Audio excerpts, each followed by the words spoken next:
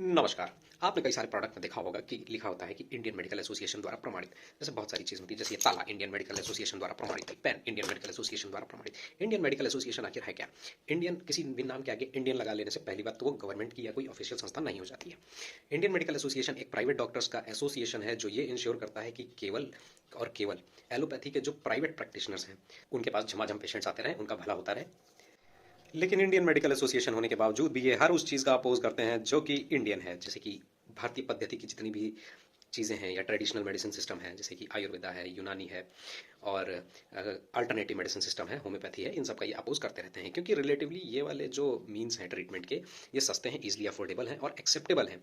तो इसके लिए इन्हें फैलाना होता है एक प्रोपेगेंडा। तो इसके लिए इन्होंने हायर किया ट्विटर पे एक बंदे को। ये बंदा ना खुद में कंफ्यूज रहता है। एक तरफ ये कहता है कि आयुर्वेदिक और होम्योपैथिक मेडिसिन जो होती हैं वो काम नहीं करती हैं, और एक तरफ ये कहता है कि होम्योपैथिक और आयुर्वेदिक मेडिसिन में ऐसे हार्मफुल सब्सटेंसेस होते हैं जो पेशेंट्स की हेल्थ को हार्म करते हैं।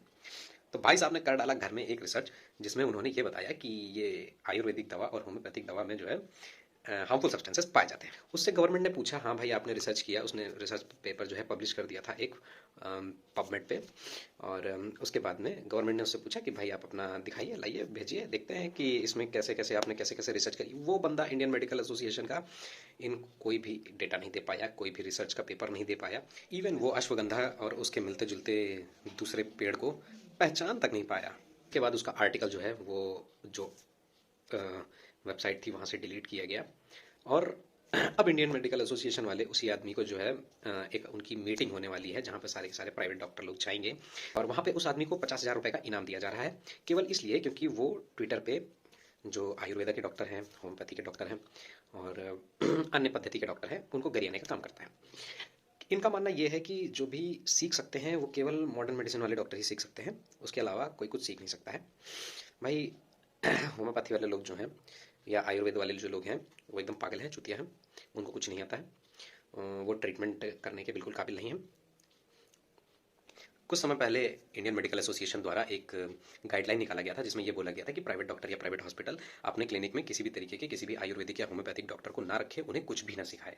और ये जो जितने भी प्रोडक्ट वगैरह आते हैं ना, जैसे कि ये पेन है तो इसमें लिख दिया इंडियन मेडिकल एसोसिएशन द्वारा प्रमाणित, तो उसका इनको पैसा मिलता है, बड़े बड़े प्रोडक्ट्स का पैसा ले लेते हैं उसका। आईएमए के एक प्रेसिडेंट हुआ करते थे कोविड के दौरान, डॉक्टर जयलाल थे। तो इनके बारे में जो है कंप्लेन फाइल हुई थी कि ये हॉस्पिटल में ट्रीटमेंट के नाम पर जो है पेशेंट्स का कन्वर्जन कराते हैं, क्रिश्चियनिटी में कन्वर्ट करने का काम करते हैं। और मैक्सिमम जो भी है ये जो है इंडियन सिस्टम, इनको किसी भी चीज़ से प्रॉब्लम नहीं है बल्कि भारतीय सारी चीज़ों से प्रॉब्लम है। जैसे कि इंडियन सिस्टम ऑफ मेडिसिन से इनको प्रॉब्लम हो जाएगी, जैसे आयुर्वेदा है या योगा है, इससे भी इनको दिक्कत हो जाएगी। अगर गवर्नमेंट क्या करे कि एनएमसी के लोगों में धनवंतरी को ला दे तो उससे इनको प्रॉब्लम हो जाएगी, because he is referring to a Hindu god. ये समय समय पर जो है गवर्नमेंट की स्कीम्स का, जैसे गवर्नमेंट अगर ट्राई करे कि हम इंटीग्रेटेड सिस्टम ऑफ अप्रोच लाएंगे जिससे कि हमारे देश की गरीब जनता का भी भला होती है, उसका भी अपोज करेंगे। Basically everything related to the Indian tradition is problem for them.